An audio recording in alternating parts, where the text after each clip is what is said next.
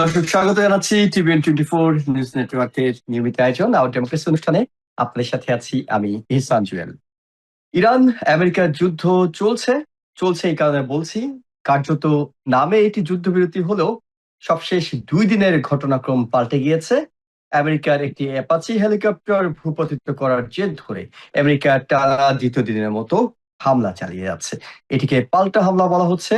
President Donald Trump মনে করছেন ইরানের হামলার প্রতিশোধ হিসেবে এটি চালানো হচ্ছে, কিন্তু ধারণা করা হয়েছিল এটি মর্যাদার লড়াই হিসেবে প্রথম দিনের হামলার পর আক্রমণ থেমে যাবে। কিন্তু আজকে তিনি ঘোষণা দিয়েছেন আরো কঠোর আঘাত হানা হবে এবং সেই আঘাতটি হানা শুরু হয়ে গেছে। যেখানে যুদ্ধবিরতি চলছে সেখানে যুদ্ধবিরতির নামে পরবর্তীতে আবার একটি হামলা পাল্টা হামলা পুরো শান্তি চুক্তির প্রক্রিয়াটিকেই প্রশ্নবিদ্ধ করে দিচ্ছে। এই অবস্থায় আসলে আদৌ শান্তি চুক্তি হবে কিনা, নাকি এই যুদ্ধের পরিধি আরো বাড়বে, তা নিয়ে নানা ধরনের প্রশ্ন রয়েছে। সেই প্রশ্নগুলোর উত্তর আমরা খুঁজবো আওয়ার ডেমোক্রেসি অনুষ্ঠানে। আমাদের সাথে অতিথি হিসেবে যুক্ত হচ্ছেন টেক্সাসের A&M ইন্টারন্যাশনাল ইউনিভার্সিটির প্রফেসর ডক্টর মেহনাজ মোমেন। ডক্টর মেহনাজ মোমেন, আপনাকে স্বাগত জানাচ্ছি। ধন্যবাদ। আমরা আজকের পরিস্থিতি দিয়ে শুরু করতে চাই। আজকে যে দ্বিতীয় দিনের মতো হামলাটি শুরু হলো, ধারণা করেছিলাম আমরা অনেকেই কালকে যখন বিশ্লেষণ করছিলাম, বলছিলাম যে এটি করতে হয়, পাল্টা হামলা যুদ্ধের নিয়ম হলো যখনই আপনাকে হামলা করা হয় আপনি একটি পাল্টা হামলা করে আপনার মর্যাদা, আপনার ইমেজ, সেটিকে আপনি অক্ষুণ্ণ রাখবেন। কিন্তু যখন আজকে দ্বিতীয় দিনের মতো ঘটনা বেড়ে যায়, তখন আসলে প্রশ্ন তৈরি হয় যে যুদ্ধ কি আবারও শুরু হলো? আচ্ছা, প্রথম কথা, আপনার প্রশ্ন উত্তর দেওয়ার আগে আমি দর্শকদেরকে বলবো, একজন আমেরিকান প্রফেসর ইউনিভার্সিটি অফ শিকাগোর রবার্ট ফে, উনি খুব সুন্দর অ্যানালিসিস করছেন এবং উনার যে থিওরিটা হচ্ছে এসকেলেশন ট্র্যাপ, যেখানে উনি বলছেন যখন এরকম দুটি রাষ্ট্র যুদ্ধে জড়িয়ে যায় তখন কি হয়, তখন এই যে আক্রমণ প্রতি আক্রমণ, এটা একটা ট্র্যাপের মতো হয়ে যায়। এই এসকেলেশনটা রোধ করা যায় না, কারণ প্রতিটা দেশই চিন্তা করছে যে তারা যদি থেমে যায় এখানে তাদের ইমেজ আক্রান্ত হবে। এবং উনি অনেক ধরনের উদাহরণ, বিশেষ করে ভিয়েতনাম ওয়ারের উদাহরণ দিয়েছেন। তো উনি বলছেন এখন আমরা ওই এসকেলেশন ট্র্যাপের মাঝামাঝি একটা জায়গায় আছি, এবং এসকেলেশনটা এই কালকের আক্রমণের আগ পর্যন্ত উনি বলছিলেন যে এসকেলেশনটার কন্ট্রোলে আছে ইরান। হ্যাঁ, যে ইরান ঠিক করবে কতটা এসকেলেশন হবে। এখন দেখা যাচ্ছে যে এই যুদ্ধে আমেরিকা, মানে আরেকটা হচ্ছে যুদ্ধের অলিখিত নিয়ম যে আপনার এই যে পাল্টা আক্রমণ আক্রমণ এটা প্রপোর্শনাল হতে হবে। হ্যাঁ, আমি একটা আক্রমণের উত্তরে আমি যদি তার 10 গুণ শক্তি ব্যয় করি, তাহলে কিন্তু আমি আরো আরো এটাকে আরো এসকেলেট করে দিলাম, কারণ এরপরে যে আবার আক্রমণটা আসবে সেটা ওভাবে আসবে। তো এখন দেখা যাচ্ছে যে এই যে অ্যাপাচি হেলিকপ্টার, এবং যেখানে ট্রাম্প রেড লাইন দিয়েছিলেন যে কোনো আপনার ইউএস সোলজার যদি মারা যায় তাহলে আমরা একদম পূর্ণ উদ্যমে আক্রমণ করব, সেটা কিন্তু হয়নি। যে দুইজন আপনার পাইলট ছিল, দুজনকে উদ্ধার করা গেছে। হ্যাঁ, কিন্তু তারপরেও দেখা যাচ্ছে এইটার এইটার যে আপনার জবাবটা, সেটা প্রথমে প্রপোর্শনাল ছিল কিন্তু এখন কিন্তু আর প্রপোর্শনাল নাই। হ্যাঁ, এখন এটা থেকে বলা হচ্ছে আবার আপনার ওদের ইনফ্রাস্ট্রাকচার, বিশেষ করে ওয়াটার ইনফ্রাস্ট্রাকচার আক্রমণ করা হবে, সেটা কিন্তু ওয়ার ক্রাইমের আওতায় পড়ে। যাই হোক না কেন, তো এখন দেখা যাচ্ছে এই এসকেলেশনটা আমেরিকার পক্ষ থেকে হচ্ছে। আচ্ছা, এখানে অনেকগুলো ফ্যাক্টর আছে। হ্যাঁ, একটা ফ্যাক্টর এরকম যে প্রেসিডেন্ট ট্রাম্পের উপর প্রচন্ড একটা চাপ আছে যাতে কোনো না কোনো চুক্তি করে এই যুদ্ধ থেকে উনি বের হয়ে যান। কিন্তু হুম, হুম। কোনো না কোনো চুক্তি যখনই করবেন, এক অর্থে আমেরিকার পরাজয় স্বীকার করা হবে। তো এখন উনি এটাও করতে চাচ্ছেন না, আবার আবার যুদ্ধটা বন্ধও করতে চাচ্ছেন। হ্যাঁ, এখানে উনার পার্সোনাল অনেকগুলো স্টেক আছে, কারণ বোঝা যাচ্ছে যে এই যুদ্ধের কারণে এবং অর্থনীতির উপর যে প্রভাব পড়েছে তার কারণে এই মিড টার্ম ইলেকশনে আর ডেমোক্রেটরা অনেক ভালো করবে। ডেমোক্রেটরা হাউস তো পাবেই, ডেমোক্রেটরা যদি সেনেটে একটা মেজরিটি পায় তাহলে ট্রাম্পের নেক্সট 2 বছর যে উনি প্রেসিডেন্ট থাকবেন, পুরা সময়টাই কিন্তু ইমপিচমেন্টের পরে ইমপিচমেন্ট চলতে থাকবে। কাজে যদিও প্রেসিডেন্ট ট্রাম্প এরকম বলছেন যে আমি মিড টার্ম নিয়ে মাথা ঘামাই না, আমি ইনফ্লেশন নিয়ে মাথা ঘামাই না, কিন্তু এই মিড টার্ম ইলেকশনের রেজাল্টটা কন্ট্রোল করা ওনার পক্ষে খুবই জরুরি। না হলে কিন্তু এই যদি এই ডেমোক্রেটরা হাউস হয়তো পাবে, সেনেট পাবে কিনা জানি না, এবং খুব অল্প মেজরিটি, ধরুন 51-49 পেলে এটা হয়তো হবে না, কিন্তু যদি খুবই ভালো মেজরিটি পায় তাহলে কিন্তু আমরা শেষ 2 বছর আমরা খালি ইমপিচমেন্ট নিয়ে কথা বলবো। হ্যাঁ, তো ওকে। ওইটা উনি জানেন, ওইটা উনি রোধ করতে চান। হ্যাঁ, কিন্তু যে কোনো চুক্তি করতে গেলে আপনার একটা ইমপ্লিসিটলি একটা আমেরিকার পরাজয় স্বীকার করতে হবে, কারণ ইরান যে শর্তগুলো দিচ্ছে ওই শর্তগুলো মানা আমেরিকার পক্ষে কঠিন। যেমন ইরানের যে বিপুল পরিমাণে টাকা ফ্রোজেন আছে, ইরান সেগুলো ফেরত দেয়, এবং এগুলোর ইতিহাস কিন্তু শুধু আজকের ইতিহাস না, শুধু স্যাংশনের ইতিহাস না, এটা ইভেন আপনার 1970s-এ যখন ওই যে ইরান কন্ট্রা ওয়ারের অনেকগুলো যেখানে আমেরিকা আপনার কি বলবো মানে ইরানকে ইরানের থেকে মানে অস্ত্র সরবরাহ করছিল, কিন্তু এটা ডিরেক্টলি না। তো ওই অস্ত্রের জন্য অনেকখানি টাকা নিয়েছিল, কিন্তু অস্ত্র সরবরাহের আগেই ইরানের আপনার রেভলিউশন হয়ে যায়। ওই টাকাটা এত বছর ধরে আমেরিকা আটকে রেখেছে, এবং ওই টাকার যে ইন্টারেস্ট সেটা কিন্তু টাকার থেকে 10 গুণ বেশি, অনেক টাকা, এটা বিলিয়নস অফ ডলার। হ্যাঁ, ওই টাকাটা ইরান ফেরত চায়, কিন্তু এখন এগুলো এমন ধরনের জিনিস, এই টাকাগুলো ফেরত দেওয়া লিগালি খুবই অসুবিধার, কারণ এখানে তো ইরান কন্ট্রা এগুলো জিনিস আছে। যেমন ওবামার সাথে যখন ওই যে ডিলটা হলো, পিস ডিলটা, তখন কিন্তু প্লেনে করে এরকম বিলিয়নস অফ ডলার পাঠিয়েছিল, জাস্ট ক্যাশ। আপনার মনে হয় কাতারে পাঠিয়েছিল, কাতার থেকে ইরান নিয়ে গেছে, এই টাইপের, বা কুয়েতে বা কাতার থেকে। হ্যাঁ, তো এরকম ধরনের অনেক ধরনের জিনিস আছে, অনেক কমপ্লিকেটেড জিনিস যেগুলো ঠিক লিগাল না, কিন্তু এই যখন কন্ডিশনটা সাইন করা হবে তখন তো এটা একটা বাইন্ডিং জিনিস, এটাতেও আমেরিকাও যেতে চাচ্ছে না। আর ইরানের, যদিও ইরানের অর্থনীতির উপর অনেক প্রভাব পড়েছে, ইরানও যুদ্ধ যুদ্ধ ইরানও চায় না, কিন্তু ইরান চাচ্ছে এটাকে টেনে অ্যাটলিস্ট মিড টার্ম পর্যন্ত নিয়ে যেতে, যাতে ট্রাম্পের পলিটিক্যাল ক্যারিয়ারের উপর একটা মানে যতখানি সম্ভব আপনার নেগেটিভ একটা ইম্প্যাক্ট করে। তো এখন এই যে, এবং তার মধ্যে আরেকটা পার্টি আছে ইসরায়েল, তারা চাচ্ছে না কোনোভাবেই কোনো ট্রিটি হোক। তো এখন আপনি দেখেন যাদের স্টেক আছে, যারা শান্তি চুক্তি চায়, তাদেরও তাদেরও অনেক দ্বিধাদ্বন্দ্ব আছে। আর তার মধ্যে একটা বড় পার্টি আছে কোনোভাবে শান্তি চুক্তি চায় না। কাজে এখানে যেটা আমি ইয়ের কথা বললাম, রবার্ট পেপের কথা বললাম, যে উনার বিশ্লেষণ হচ্ছে যে এটা শান্তি চুক্তির দিকে যাবে না, মানে এটা এসকেলেশন ট্র্যাপ, এমন একটা জিনিস যে যখনই একটা শক্তি আবার বেশি শক্তি ব্যবহার করে, একটা পক্ষ বেশি শক্তি ব্যবহার করে আক্রমণ করে, তখন ওইটা খালি বাড়তে থাকে বাড়তে থাকে, এবং একটা পর্যায়ে গিয়ে এমন একটা জায়গায় যেতে হবে যেখানে একটা পক্ষকে মেনে নিতে হবে, না আমরা হেরে গেছি। সেটা কিন্তু আমেরিকাও, মানে সেটা করতে আমেরিকা রাজি না, কারণ তাহলে একদম এম্পায়ারের মানে পতনটা একদম ট্যাঞ্জিবল হয়ে যায়। কিন্তু সেটা ইরানও করতে রাজি না, কারণ ইরানের কিন্তু এখন একটা অনেক শক্তিশালী একটা অবস্থান এই ইরান আছে।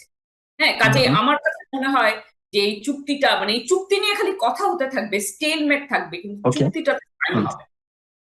কিন্তু মানে একটা জায়গায় এসে যে জায়গাটা থমকে যাচ্ছে, অনেকগুলো বিষয় গুলিয়ে যাচ্ছে, সেটা হলো প্রেসিডেন্ট ডোনাল্ড ট্রাম্প। আমরা দেখছিলাম যে তিনি অন্তত আরেকবার যুদ্ধে যেতে চাইছেন না।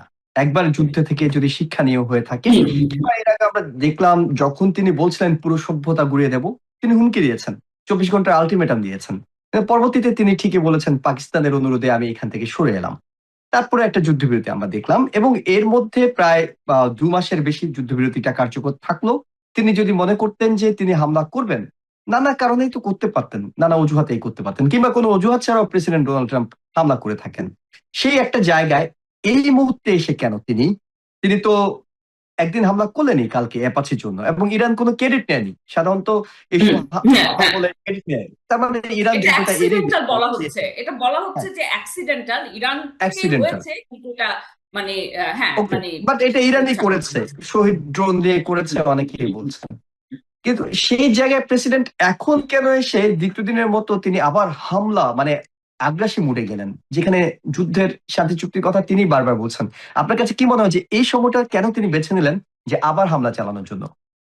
আচ্ছা, এই সময় আমি বলবো যে ইরান কতগুলো পদক্ষেপ নিয়েছে। হ্যাঁ, সেগুলো আক্রমণের জিনিস না।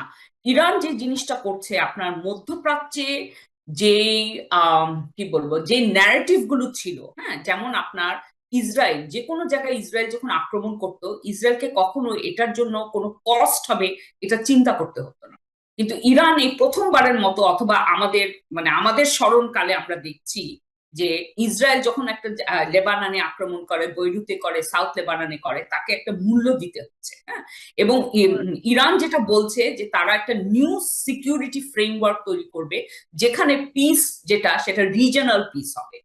তো এই জিনিসটা কিন্তু একটা অনেক বড়, এটা একটা গেম চেঞ্জার। হুম এই হুম। গেম চেঞ্জারটা, এটা যখন ইরান আপনার ইরান যখন যুদ্ধের প্রথম দিকে ইরান ছিল একটা সার্ভাইভাল মোডে।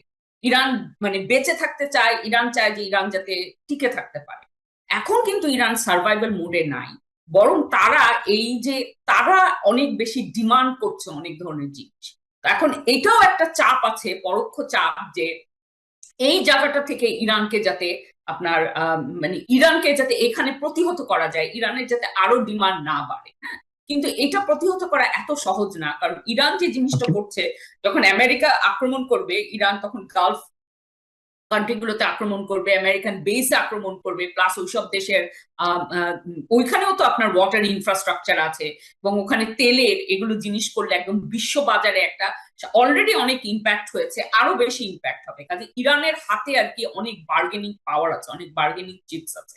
কিন্তু আমেরিকার পক্ষে, আমেরিকা যেহেতু নিজেকে আমেরিকা একটা সুপার পাওয়ার, যদিও হুম এখন হুম। একটা মাল্টিপোলার ওয়ার্ল্ড, যেটা আমেরিকা স্বীকার করে না, কিন্তু এখন সেখান থেকে আমেরিকাকে যখন এটা স্বীকার করতে হবে যে ইরানের মতো একটা অনেকটা একদিক থেকে এত বছর ধরে স্যাংশনের মধ্যে ছিল, এবং একটা দুর্বল রাষ্ট্রের কাছে আমেরিকার এরকম পরাজয় হয়েছে, সেটা আমেরিকা স্বীকার করতে রাজি না। কিন্তু এই মুহূর্তে যেটা, সেটা আমার কাছে মনে হয় যে ইরান যখন চেষ্টা করছে যে এই ন্যারেটিভটা চেঞ্জ করার জন্য, এবং তারা কিন্তু অনেকখানি সাকসেসফুল হয়েছে, সেই কারণে এটা প্রতিহত করছে। এটা শুধু, এটা আমরা যেটা দেখছি যুদ্ধ, কিন্তু এটা এটা আচ্ছা। আরো অনেক বড় আপনার ম্যাক্রো জিনিসগুলো চেঞ্জ হচ্ছে। তো সেইটাকে প্রতিহত করার চেষ্টা করা হচ্ছে। অর্থাৎ অর্থাৎ বিষয়টা এমন যে ইরানের আবদার যাতে বেড়ে না যায়, কারণ আমরা তো দেখছিলাম যে লেবানন কেন্দ্রিক যাতে ইসরায়েলের হুম কারণে পরিস্থিতি হুম খারাপ না হয়, প্রেসিডেন্ট ডোনাল্ড ট্রাম্প বেঞ্জামিন নেতানিয়াহুকে ধমক দিচ্ছিলেন, রীতিমতো গালিগালাজ করেছেন, বকাবকি হুম করেছেন হুম। যে যুদ্ধ হ্যাঁ বন্ধ করো। হ্যাঁ সেই জায়গায় তিনি নিজে যুদ্ধ শুরু করছেন, এটি কি ইরানের লাগাম টেনে ধরার জন্য? আপনার কাছে তাই মনে হচ্ছে যে ইরানের হ্যাঁ, চাওয়া আমার যাতে কাছে আবদার মনে যাতে হয়। না বাড়ে?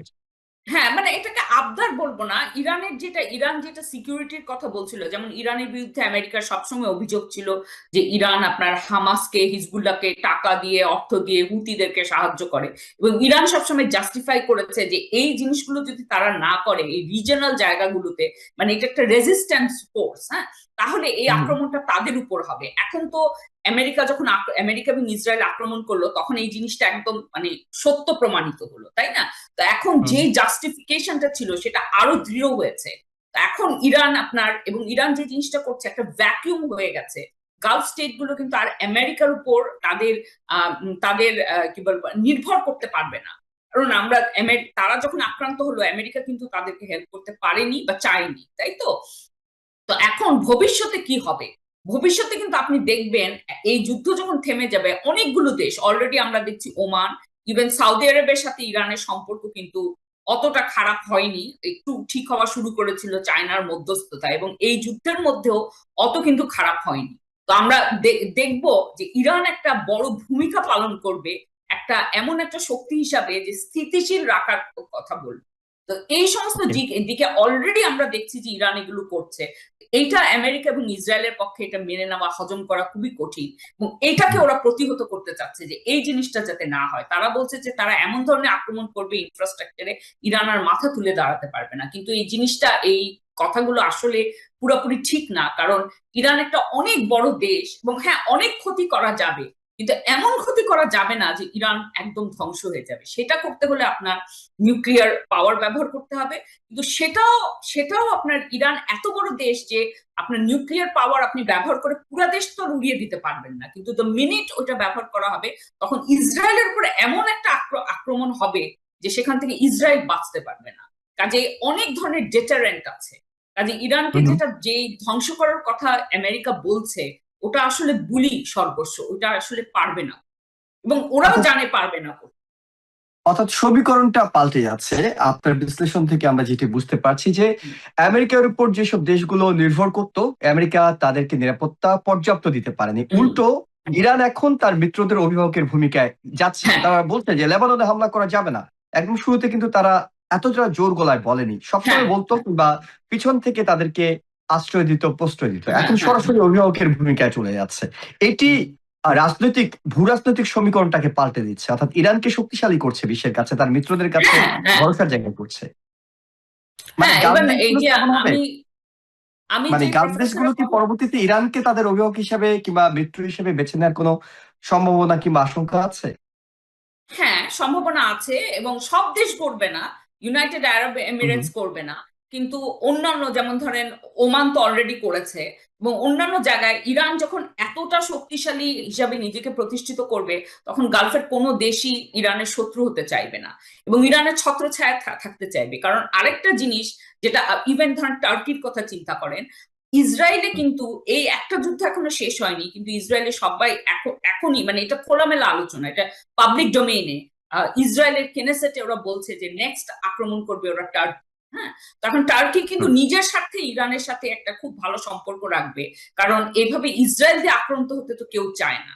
এবং ইসরায়েলের এবং যে সেটা হলো জিনিসটা, ন্যাটোভুক্ত দেশ, ন্যাটোভুক্ত দেশে যদি আক্রমণ হ্যাঁ করা হয় তখন আবার সমীকরণটা কি হবে?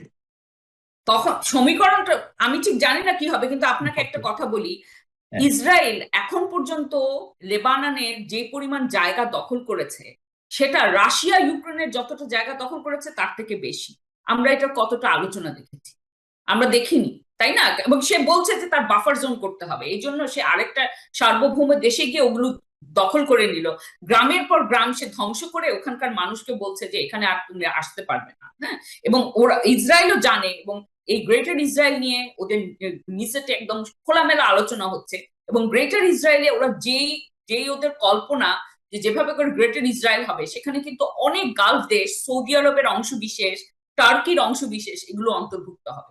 কাজে এই সমস্ত দেশগুলোই কিন্তু এখন অনেক সচেতন, এবং আমেরিকার যতই বিরাগ ভাজন হোক না কেন, নিজের দেশের স্বার্থ তো কেউ মানে নিজের দেশ নিয়ে নিবে এই জিনিসে তো কেউ রাজি হবে না।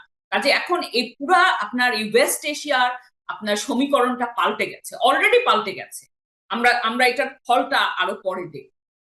এবং জি। এই এই যে চলছে যে ডক্টর মেনাফ রবিন। প্রফেসরের কথা, একটা কথা খালি বলি, হ্যাঁ, যে প্রফেসরের জি। কথা বললাম, উনার প্রেডিকশন হচ্ছে 4-5 বছর পরে ইরান একটা অত্যন্ত শক্তিশালী রাষ্ট্র হিসাবে নিজেকে দাঁড় করাতে পারবে, এবং বলছে যে ওয়েস্ট এশিয়ায় মানে একটা বড় পাওয়ার হবে ইরান। এখন হবে না, কিন্তু চার ওকে। পাঁচ বছরের মধ্যে এটা আমরা দেখতে পারবো। এটা উনার 4-5, প্রেডিকশন। জি। এবং যদি 4-5 বছরের মধ্যে বড় ধরনের কোনো ধ্বংসযজ্ঞ ইরানে না হয়, তখন হয়তো বিষয়টিকে আমরা এই সমীকরণে ফেলতে পারবো। অর্থাৎ আমি বড় ধরনের ধ্বংসযজ্ঞ বলতে কি বোঝাতে চাইছি নিঃসন্দেহে আপনি বুঝতে পারছেন। নিউক্লিয়ারের ব্যবহার, যে হ্যাঁ। আশঙ্কাটি আপনি বলছেন। কিন্তু প্রশ্নটি তো প্রফেসর ডক্টর মেনাজ মোমেন চলে আসে।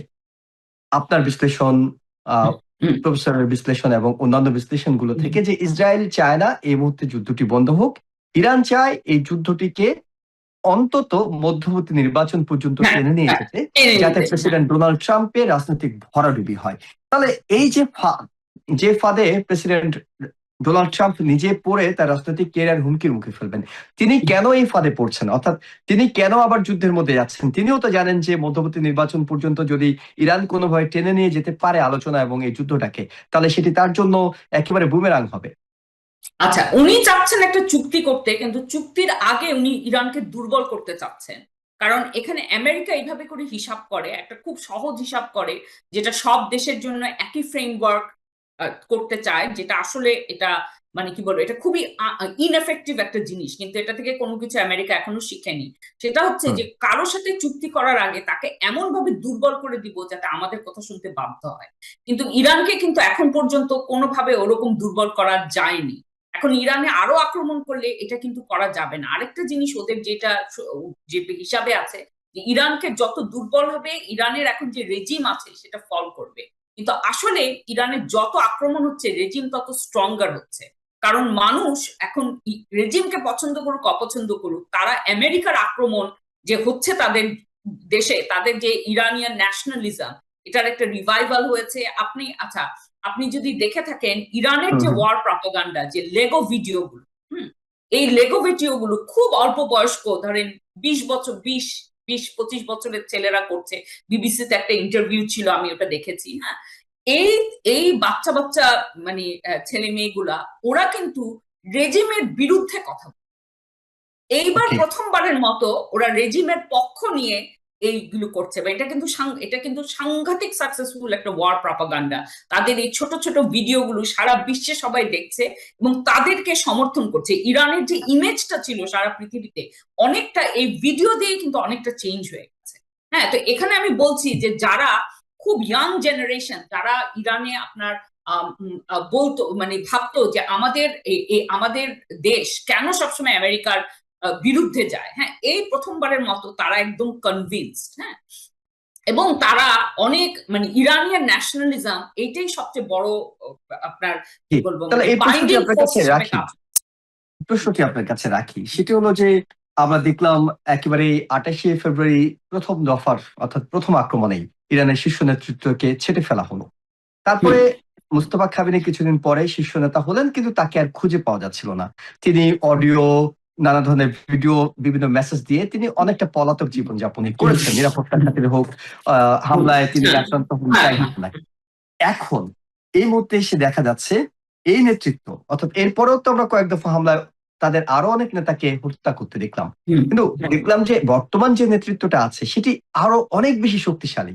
অর্থাৎ আগে যে আয়াতুল্লাহ খামেনিদের সময় যতটা শক্তিশালী ছিল তার চেয়ে বেশি দৃঢ় প্রতিজ্ঞ, তার চেয়ে বেশি বার্গেনিং পাওয়ার, তার চেয়ে বেশি হুম, নতুন নতুন কৌশল নিয়ে আবির্ভূত হয়েছে। হুম, এটি কি ইরানকে, অর্থাৎ সামনের দিনগুলোতে যে বিশ্লেষণগুলো আসছিল যে ইরান অনেক বড় শক্তি হিসেবে আবির্ভূত হবে, তারই কোনো ইঙ্গিত কিনা যে তাদের নেতৃত্বগুলো নতুন কৌশল, লেবাননকে যুক্ত করছে, খুব শক্ত গলায় কথা বলছে, হুম। নানা শর্ত জুড়ে দিচ্ছে।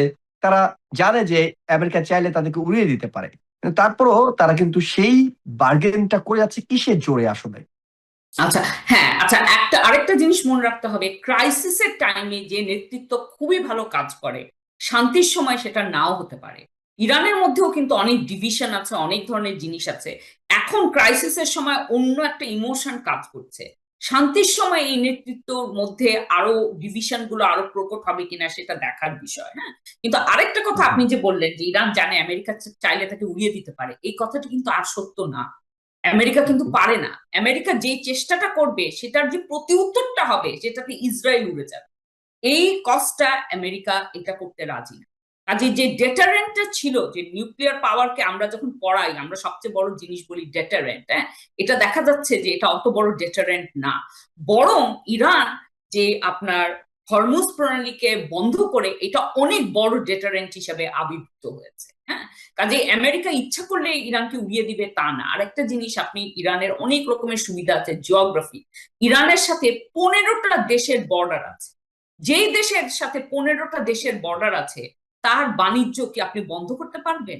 আই এম শিওর স্থলপথে যথেষ্ট ট্রেড হচ্ছে। ইভেন যেসব দেশ ইরানের সাথে বন্ধুত্বপূর্ণ সম্পর্ক নাই, ট্রেড এমন একটা জিনিস যেখান থেকে সবাই লাভবান হয়, কেউ সেটাকে বন্ধ করে। হ্যাঁ, যে এবং আমি প্রেসিডেন্ট ট্রাম্প যে ধরনের কথা বলছেন যে আমরা গিয়ে ইরানের রাতের অন্ধকারে তাদের অয়েল চুরি করে আনবো, ইরান টেরও পাবে না, হ্যাঁ, এই জিনিসগুলো আসলে সম্ভব না। বরং উল্টা দিকে ইরান নিজেরাই অনেক স্থলপথে ট্রেড করছে, যেটা আমরা সবাই হয়তো জানি। ওকে, ওকে, হুম, অনেকগুলো বিষয়, তার মানে এই পুরো বিষয়টি পরিষ্কার হওয়ার কোনো সুযোগ নেই। আমরা এই মুহূর্তে ঠিক জানি না এখন পর্যন্ত যুদ্ধের 4 মাস পরেও যে হুম। কেন এই যুদ্ধটি শুরু হলো, কোন লক্ষ্যে এই যুদ্ধটি পরিচালিত হচ্ছে, এবং কোন পথে শেষ পর্যন্ত যুদ্ধ থেকে বের হয়ে আসছে। কিন্তু যে ইকুয়েশন চলে আসছে এখন পর্যন্ত, যদি অনেকে মনে করছেন অ্যাটলিস্ট আমেরিকা কিংবা প্রেসিডেন্ট ডোনাল্ড ট্রাম্প তারা যা চেয়েছিলেন সেই কাঙ্ক্ষিত লক্ষ্যের ধারে কাছেও যেতে পারেনি, উল্টো ইরানকে শক্তিশালী করেছেন, অর্থাৎ আমেরিকার যুদ্ধে পরাজিত হয়েছে বলে অনেকে মনে করছেন। বিষয়টাকে কি এত সহজ সমীকরণে ফেলার কোনো সুযোগ কিংবা সময় এখনই তৈরি হয়েছে? এক নম্বর কথা, জয় পরাজয়ের জিনিসটা এটা তো অনেক লেভেল আছে। হ্যাঁ, মিলিটারি জিনিস আছে, ইকোনমিক জিনিস আছে, ওয়ার্ল্ড ইম্প্যাক্ট আছে, সব দিক থেকে দেখতে হবে। হ্যাঁ, এখন এই মিলিটারি মাইটের দিক দিয়ে চিন্তা করলে আমেরিকান মিলিটারি মাইটের সাথে ইরানের তুলনা চলে না। কিন্তু আমাদের অনেক উদাহরণ আছে, অনেক কম শক্তিশালী দেশ কিন্তু কে আমেরিকা পরাজিত করতে পারেনি। আপনি সব এখন আর কি বারবার ইরান ওয়ারের সাথে ভিয়েতনামের তুলনা হচ্ছে। ইরানের যেটা স্ট্র্যাটেজি, তারা কথাও বলবে, তারা যুদ্ধও করবে একই সাথে। হ্যাঁ, দুটো হুম, জিনিসই চলবে এবং তাদের তাদের জন্য আসলে স্টেলমেটটা তাদের জন্য উপকারী। কারণ তারা মানে একদম অনন্তকালের জন্য না, বাট অ্যাটলিস্ট এই নভেম্বর পর্যন্ত তারা এটাকে টেনে নিয়ে যেতে চায়। আমেরিকার জন্য খুবই জরুরি হচ্ছে এই যুদ্ধটা যত তাড়াতাড়ি সম্ভব শেষ করে ওখান থেকে বের হয়ে আসা। আমেরিকা পারছে না, প্রথমত একটা কারণ যে এটা করা মানে একটা পরাজয় স্বীকার করতে হবে, কারণ ওই ওই ওই ইয়েতে কন্ডিশনে তারা কি রাজি হলে ওই কন্ডিশনটা তখন লুকিয়ে রাখা যাবে না, কি কন্ডিশনে রাজি হলো সেটা সামনে আসবে এবং সেটা পরাজয় বলে আপনার চিহ্নিত হবে। আর 2 নম্বর কারণ হচ্ছে ইসরায়েল। এই সমস্ত জিনিস মিলে এটা একটা ফাঁদের মতো, এখান থেকে যতই প্রেসিডেন্ট ট্রাম্প বেরোতে চান এটা পারবেন না, কারণ উনাদের যে হিসাবটা ছিল যে একটা গিয়ে এরকম একটা সাংঘাতিক একটা ধ্বংসাত্মক আক্রমণ করে, ঠিক যেরকম ভেনেজুয়েলায় করে ওখানে প্রেসিডেন্টকে কিডন্যাপ করে নিয়ে আসা হয়েছে, এরকম একটা কিছু করে লিডারশিপ ইয়ে করে দিবে, সবাইকে মেরে ফেলবে, তখন কি হবে, রেজিমটা আপনা আপনি ফল করবে। সেটা তো হয়নি, কিন্তু ওদের কোনো প্ল্যান বি ছিল না। এটা যদি না হয় তখন ওরা কিভাবে এই পরিস্থিতির মোকাবেলা করবে সেটা নিয়ে ওদের কোনো প্রস্তুতি ছিল না, বরং উল্টা ফলটা হয়েছে। আমরা দেখছি এই রেজিম আরো বেশি পাওয়ারফুল হচ্ছে। এখন আমেরিকার আর কোনো স্ট্র্যাটেজি ওরকম নাই যেটা দিয়ে এটাকে ই করতে পারে। এবং সবচেয়ে বড় কথা, মিলিটারি ফল যাই হোক না কেন, মিলিটারি ফলে তো অনেক সময় আপনার, আমি বলবো যে আফগানিস্তানের যুদ্ধই যদি বলেন, হ্যাঁ, এত বছর 20 বছরের বেশি আফগানিস্তানের থেকে আবার তালিবানকে ক্ষমতা দিয়ে চলে আসলো, হ্যাঁ, তো এটা তো একটা, আমি বলবো একটা পরাজয়। কিন্তু এটার ফলে আমেরিকার যে সর্বাত্মক শক্তি, হ্যাঁ, বা গ্লোবাল যে আপনার ইমেজ, ওইটা তো অত বেশি আপনার ক্ষতি হয়নি। হ্যাঁ, ইভেন ভিয়েতনামে তো এটা তো পরাজয় স্বীকারই করেছে, তারপরেও আমেরিকা যত শক্তিশালী রাষ্ট্র ছিল ওটা থাকতে পেরেছে। কিন্তু এইটা একটা ডিফারেন্ট যুদ্ধ, কারণ এই যুদ্ধে যে এই যে পরাজয়টা হলো, এবং মানে এটা যখন স্বীকার করবে, এই ওয়েস্ট এশিয়ার মধ্যপ্রাচ্যে আমেরিকার যেই আপনার ইনফ্লুয়েন্সটা ছিল এটা অনেকখানি চলে যাবে। কাজে এই যুদ্ধের ইম্প্যাক্টটা অন্যান্য যত যুদ্ধে জয় পরাজয় যাই হোক না কেন সেটার ইম্প্যাক্টের থেকে অনেক বেশি। নিঃসন্দেহে নিঃসন্দেহে এটি হয়তো প্রেসিডেন্ট ডোনাল্ড ট্রাম্পকে ভাবাচ্ছে যে তিনি আসলে এক্সিট প্ল্যানটা কি করবেন, কারণ পরাজয় মেনে নেয়ার সঙ্গে তিনি পরিচিত নন, কিংবা তিনি এটি মেনে নিতে পারেন না বলেই এতদিনকার তার কাজকর্মে মনে না, হয়। এটা শুধু তার পরাজয় না, উনি হয়তো নিজের কথা ভাবছেন, হ্যাঁ, কিন্তু এটা এটা একটা আমেরিকান এম্পায়ারেরও আপনার স্বীকার করে নেওয়া হবে যে এম্পায়ারের ক্ষমতা অনেকখানি আপনার কমে গেল। কাজে এটা শুধু মানে, আমি জানি এখানে অনেক ধরনের ডিসিশন, এটা উনি উনার উনার স্বার্থ বা উনার ইমেজের কথা চিন্তা করে নিচ্ছেন, কিন্তু এখানে উনার আশেপাশে যারা আছে, যারা ধরেন উনাকে নিয়ে না, হয়তো আমেরিকাকে নিয়ে চিন্তা করে, তাদের পক্ষেও এই জিনিসটা কঠিন আর কি, এটা মেনে নেওয়া। জি, নিঃসন্দেহে সামনের দিনগুলো আরো হয়তো কঠিন কিছু অপেক্ষা করছে, এবং কঠিন কিছু অপেক্ষা করতে পারে দেশের ভিতরকার মানুষদের জন্য। কারণ আজকে প্রেসিডেন্ট বলছিলেন যে তিনি ইনফ্লেশন কিংবা মুদ্রাস্ফীতি তিনি ভালোবাসেন। এর আগে তিনি আরেকদিন বলছিলেন যে দেশের মানুষের অর্থনীতি নিয়ে তিনি খুব একটা ভাবেন না। তিনি, তার একমাত্র লক্ষ্য ইরান যাতে কোনোভাবে পারমাণবিক শক্তিধর রাষ্ট্র হতে না পারে। কিন্তু ইনফ্লেশন যেটি এপ্রিলও 3.8% ছিল, সেটি এখন 4.2% পৌঁছেছে। 2.98 ডলার ছিল যুদ্ধ শুরুর আগে তেলের গ্যালন, এখন সেটি 4.15 ডলারের চেয়ে বেশি। আমি আপনার কাছে জানতে চাই, তিনি যদি মনে করেন যে না, এই ইনফ্লেশন, এই তেলের দাম বাড়া, এই গ্রোসারিতে গেলে খরচ বেড়ে যাওয়া, এটি কেয়ার না করলেও চলবে, আসলে কি তিনি এটি কেয়ার করছেন না, নাকি এটি আসলে রাজনৈতিক বক্তব্য কিংবা একটা সাহসী কথা বলতে হয় নেতাদেরকে সবসময়, সেই কারণে তিনি বলছেন? আমার কাছে মনে হয় না এটা এটা আসলে একটা রাজনৈতিক ভাবে এটা উনি নিজেকে এভাবে প্রতিষ্ঠিত করছেন, কারণ বিশেষ করে সামার মান্থ, এখন তো অলরেডি সামার শুরু হয়ে গেছে, এই সময় আমেরিকানরা হুম। অনেক ট্রাভেল করে, তেলের দাম যদি বেড়ে যায় তাহলে এগুলো জিনিসে অনেক ইম্প্যাক্ট পড়বে, অলরেডি আপনার ডে টু ডে লাইফে অনেক ইম্প্যাক্ট পড়েছে, হ্যাঁ, এবং এগুলো জিনিস যখন হবে, এই যে সামার থেকে শুরু হলো, এগুলো প্রত্যেকটা জিনিসের ইম্প্যাক্ট হবে আপনার পোলিং বুথে নভেম্বরের ইলেকশন। এবং আমি যেটা বললাম, ট্রাম্প তো, উনি তো রি-ইলেকশনের জন্য রান করছেন না, কিন্তু উনার হুম। শেষ 2 বছর একদম দুর্বিষহ হবে যদি ডেমোক্র্যাটরা মানে ভালো মেজরিটি পেয়ে মানে হাউস এবং সেনেট করতে পারে। প্লাস প্রেসিডেন্ট ট্রাম্প অন্য রাজনীতির অন্য বিষয় না হলেও নিজের মানে উনি মনে করেন যে উনি আমেরিকার শ্রেষ্ঠ প্রেসিডেন্ট, এবং এই ইমেজটা নিয়ে উনি অনেকখানি এটার জন্য উনি অনেক কনসার্ন। তো উনি এরকম একটা বিজয় চেয়েছিলেন, উনি চেয়েছিলেন বলতে যে 50 বছরেও কোনো প্রেসিডেন্ট পারেনি, আমি গিয়ে ইরানকে পরাস্ত করলাম, এবং এই জিনিসগুলো চেয়েছিলেন। তো এটার অপোজিটটা হচ্ছে সেই জিনিসটা উনি মানে মানার জন্য উনি একদমই রেডি না। যেটা বলছেন ইনফ্লেশনের কথা, এটা আমেরিকার ভোটাররা সবচেয়ে বেশি ইম্প্যাক্টেড হয় ইকোনমি দ্বারা। এখন উনি যদি ইনফ্লেশন নিয়ে উনি মাথা না ঘামান, কিন্তু মানে ভোটে এটার অবশ্যই অনেক বেশি, অনেক বড় একটা ইম্প্যাক্ট করবে। এবং কিন্তু আরেকটা তিনি তো কথা বলতে বলছেন, চাই, জি উম, জি মধ্যবর্তী নির্বাচনে আমরা কিন্তু দেখেছি অনেক ট্রাম্প সাপোর্টেড প্রার্থী কিন্তু জয়লাভ করেনি।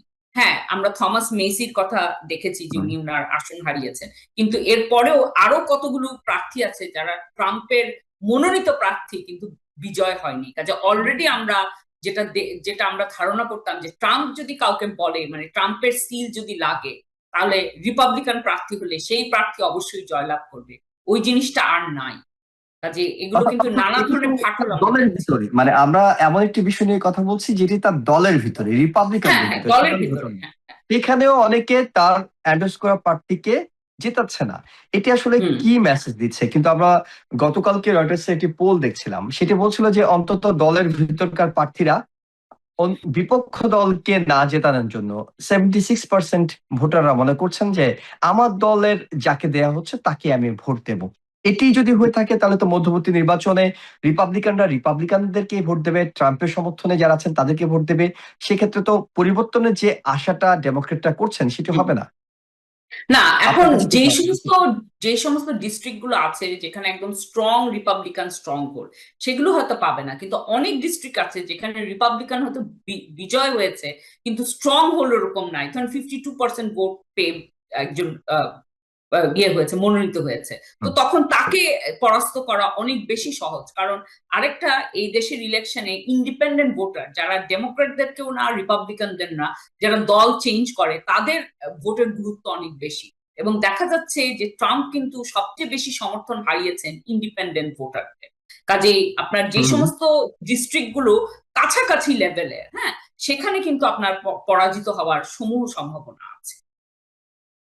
এবং আমরা একেবারে প্রেসিডেন্সিয়াল নির্বাচনে দেখছিলাম যে 7টি সুইং এর 7টিতেই তিনি জিতেছেন। মূলত এটি তো হয়েছে স্বতন্ত্র ভোটারদের কারণেই, ইন্ডিপেন্ডেন্ট হ্যাঁ। ভোটারদের কারণে। তারা যদি এখন সুইং করে, সেক্ষেত্রে মানে আমরা যদি 7টি স্টেটের কথাই ধরি, সেখানে যদি হুম। সুইং করে তাহলে কি সেনেট এবং হাউস দুটোতেই ডেমোক্রেটরা মেজরিটি হওয়ার কোনো সম্ভাবনা দেখছেন? আমার মনে হয় হবে। জি, হাউস সেনেটের হয়ে কথা যাবে আমি অনেকটা। হ্যাঁ, হ্যাঁ, সেনেটের বিষয়টা সেনেট নিয়ে। সেনেট আমি ঠিক জানি না সেনেট হবে কিনা, সেনেট এখনো টু ক্লোজ টু কল। কিন্তু হুম, আরেকটু পরে সেপ্টেম্বরের দিকে হয়তো আমরা আরো ভালো করে বুঝতে পারবো। এবং এই হুম। যুদ্ধ সাধারণত আমরা দেখি যে ইন্টারন্যাশনাল এরেনাতে যা কিছু হয় তা ভোটারদেরকে তেমন ভাবে প্রভাবিত করে না। ভোটারদেরকে মোটামুটি প্রভাবিত করে ইকোনমি, দেশের আভ্যন্তরীণ জিনিসগুলো। কিন্তু হুম, যেহেতু হুম। এই যুদ্ধের প্রভাবও আভ্যন্তরীণ অর্থনীতির উপর আছে, কাজে এটার ভালোই প্রভাব পড়বে।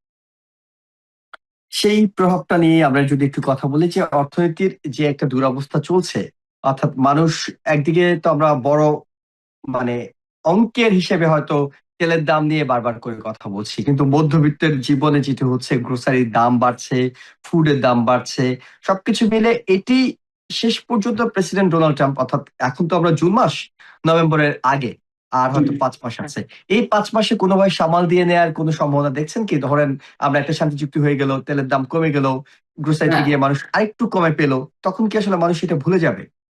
আচ্ছা, এখানে আরেকটা ইন্টারেস্টিং জিনিস ঘটছে, অনেকগুলো প্যারাডক্স আছে। হ্যাঁ, আমেরিকায় কিন্তু স্টক মার্কেট লাস্ট 2 দিন না, কিন্তু স্টক মার্কেট কিন্তু অনেক ভালো অবস্থানে আছে। এবং সেটার মূলত কারণ হচ্ছে নতুন টেকনোলজি, এআই। হ্যাঁ, তা এখন অনেক ধরনের প্রেডিকশন আছে, এক ধরনের প্রেডিকশন আছে যে এটা খালি বাড়তেই থাকবে, নতুন innovation, stock market will get stronger and stronger. আবার এরকম প্রেডিকশনও আছে যে ঠিক .com ওগুলোর মতো কোম্পানিগুলোর মতো এটা একটা বাস্ট হবে। হ্যাঁ, যে এটা মানে এমন ভাবে এটা ইনফ্লেটেড হচ্ছে স্টক মার্কেট, এটা আসলে কৃত্রিম ভাবে এটা একসময় এটা বাস্ট হবে এবং ইকোনমির উপর ইম্প্যাক্ট করবে। সেটা ঠিক কখন হবে কেউ বলতে পারছে না, কারণ এআই এর জিনিসটা এত নতুন যে অনেক ধরনের প্রেডিকশনই হচ্ছে। আচ্ছা, এখানে আমি যেটা দেখাতে চাচ্ছি যে এই যে প্যারাডক্সটা, একদিকে স্টক মার্কেট ভালো করছে, কিন্তু যেটা মানুষের নিত্যকার জীবন সেখানে আমরা সেটার ইম্প্যাক্ট দেখছি। তাই তো? কিন্তু এখন এইটার সাথেও ইভেন এআই এর সাথেও নিত্যকার জীবনের সাথে একটা সম্পৃক্ততা আছে। কারণ যেমন এআই এর বলা হচ্ছে যে এটার কারণে অনেক ধরনের আপনার এমপ্লয়মেন্ট অপরচুনিটি কমে যাবে। আপনি যদি জানেন যে ল স্কুল থেকে যখন কেউ পাশ করে তারা কিন্তু বিপুল পরিমাণে স্টুডেন্ট ডেট নিয়ে মার্কেটে আসে। তো তারা যখন প্রথম ল স্কুল থেকে যারা সদ্য পাশ করেছে তাদেরকে ল ফার্মরা যখন হায়ার করে, প্রথম 3-4 বছর তাদেরকে দিয়ে যে কাজটা করা সেটাকে বলে গ্রান্ট ওয়ার্ক, যেখানে তারা প্রচন্ড রিসার্চ করে, যেমন একই ধরনের কেস খুঁজে বের করে, এবং এটাই তাদের একটা অ্যাপ্রেন্টিসশিপের মতো। এটা দিয়ে তারা ট্রেন্ড হয় যে তারপরে এই পর্যায়টার পরে তারা হয়তো ল ফার্মের পার্টনার হবে, নিজেরা মানে গিয়ে কোর্টে গিয়ে তারা ক্লায়েন্টের পক্ষেই করবে। হ্যাঁ, তো এখন এআই বলছে যে যেই কাজটি একটি মানে নতুন একজন মানে ল পাশ করে একজন 1 সপ্তাহ ধরে যে কাজটি করত এবং যেটার মধ্যে দিয়ে যে শিখতো সেটা ধরুন 10 মিনিটে এআই করে। তো তাহলে এখন যারা পাশ করে বেরোবে তাদেরকে আর অ্যাবজর্ব করার ওই নিডটা নাই, তারা চাকরি পাবে না। আর সবচেয়ে বড় কথা, আরো মারাত্মক জিনিস হচ্ছে, তারা যদি এই পর্যায়টার মধ্যে দিয়ে না যায় তো তাহলে তো তারা ট্রেন্ড হচ্ছে না, তাহলে কি হবে?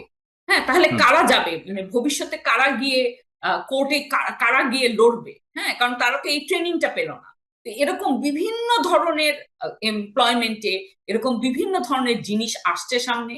তো এইটারও একটা ইকোনমিক ইম্প্যাক্ট হবে, যেমন আপনার মানুষের এমপ্লয়মেন্টের অপরচুনিটি যদি কমে যায় আপনার, তাহলে বেকারত্ব বেড়ে যাবে, তাই না? ওকে, সেটাও তো স্টেটের উপর একটা অনেক বড় চাপ আছে। প্রভাব তারপরে পড়বে, এই হ্যাঁ। যুদ্ধের ফলে, এই যে ট্রেডের ফলে আপনার এগ্রিকালচার অনেক ক্ষতিগ্রস্ত, কারণ অনেক ধরনের ফার্টিলাইজার, তারপর আপনার গালফ দেশগুলোতে আমি ভুলে গেছি একটা উপাদান আছে ফার্টিলাইজারে, যেটা আপনার ওইখানে অনেক বেশি তারা উৎপাদন করে। হ্যাঁ, তো সেইগুলো জিনিসের রপ্তানি প্রায় বন্ধ হয়ে গেছে। তো ফার্মার সারা বিশ্বে, মনে করেন আমাদের এশিয়া রিজনে, ইভেন হুম, হুম। আমেরিকান ফার্মার তারা ফার্টিলাইজার পাচ্ছে না। তো এগ্রিকালচারের উপর একটা সাংঘাতিক ইম্প্যাক্ট করবে, যদিও আমেরিকা হয়তো ওইখান থেকে তেলটা আনে না। তো সেই জন্য বারবার হুম, প্রেসিডেন্ট হুম, বলছেন যে আই ডোন্ট কেয়ার, হরমুজ বন্ধ থাকলে এটা হুম। আমার না, ইউরোপকে বলছে যে এবং সেটি তোমরা আজকে একদম এটাকে। পুরোপুরি বন্ধ করে দেওয়া হয়েছে।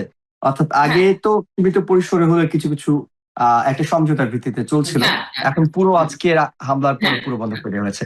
আমি শেষে একটি প্রশ্ন আপনার কাছে করতে চাই। অনেকটা আমাদের অঙ্কগুলো কিছুটা হলেও পরিষ্কার। আমাদের বলতে আমেরিকার অঙ্কগুলো বলছি, প্রেসিডেন্ট যদি কোন রকম একটি শান্তি চুক্তি করে বের হয়ে আসতে পারেন, হয়তো এটি এক ধরনের পরাজয়, এক ধরনের অপমান। কিন্তু পরিস্থিতি অর্থাৎ ইকোনমি যদি কোনোভাবে সুস্থির হুম। হয় আগামী 5 মাসেও, অনেকটা হুম। মধ্যবর্তী নির্বাচনে তিনি সেনেটে হলেও পার পেয়ে যেতে পারেন, একটা সম্ভাবনা আছে। বেঞ্জামিন নেতানিয়াহুর ক্ষেত্রে কি হবে? তাকে বারবার করে ধমক দেওয়া হচ্ছে যুদ্ধ বন্ধ করতে, লেবাননে হামলা বন্ধ করতে, কিন্তু তার সামনে রি ইলেকশনের একটি বিষয় আছে। তিনি কি কোনোভাবে, অর্থাৎ এখন গাছে তুলে মই নিয়ে যাওয়ার কথাই বলি আমরা, কিংবা যে কোনো ভাবে হোক তিনি মাঠে নেমে গিয়েছেন, তাকে কি কোনোভাবে থামানো যাবে, কিংবা তিনি কি থামার কোনো সুযোগ আছে আর? আচ্ছা, প্রথম কথা, আমেরিকা যখন ইসরায়েলকে বা নেতানিয়াহুকে ধমকাধমকি করে সেটা সিরিয়াসলি নেওয়ার কিছু নাই। আমাদের দেখতে হবে আমেরিকা ইসরায়েলকে যে এইডটা দেয় সেটার উপর কি ইম্প্যাক্ট হয়।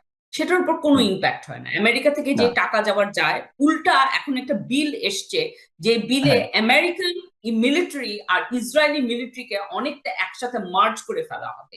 এটা কিন্তু হুম, দেশের সার্বভৌমত্বের জন্য একটা সাংঘাতিক একটা আপনার চ্যালেঞ্জিং। হ্যাঁ, কিন্তু এই বিলটা কিন্তু আমি কি বলে, রোহিত রো খান্না, উনি এটার বিরুদ্ধে কথা বলেছেন। থমাস মেসি উনি হুম, প্রথম হুম, হুম, এটার প্রসঙ্গ তুলেছিলেন। এটাকে রোধ করার চেষ্টা করা হচ্ছে। আচ্ছা, তো সেই জন্য ট্রাম্প কি গালি দিল সেটা ইম্পর্টেন্ট না, দেখতে হবে কি সাহায্য কি সমর্থন ইসরায়েল পাচ্ছে।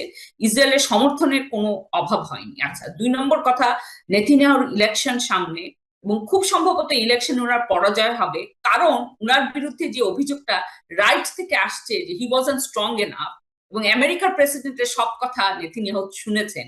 এই জন্য ওইখানকার রাইট উইং তারা চাচ্ছে যে আরো স্ট্রঙ্গার নেতা। হ্যাঁ, আচ্ছা, হুম। নেতানিয়াহুর যদি পরাজয় ঘটে তাহলে তখন এটাকে এমন ভাবে ফ্রেম করা হবে যে এখন নেতানিয়াহু চলে যাচ্ছে, প্রবলেম চলে যাচ্ছে, কিন্তু নেতানিয়াহু একটা অনেক বড়, আমি বলবো কি বলবো, মানে মানে অনেক খারাপ একটা ম্যানিফেস্টেশন জি, ইসরায়েলের। আমরা হি ইজ নট আমরা দ্য রুট বুঝতে অফ দ্য পেরেছি। প্রবলেম।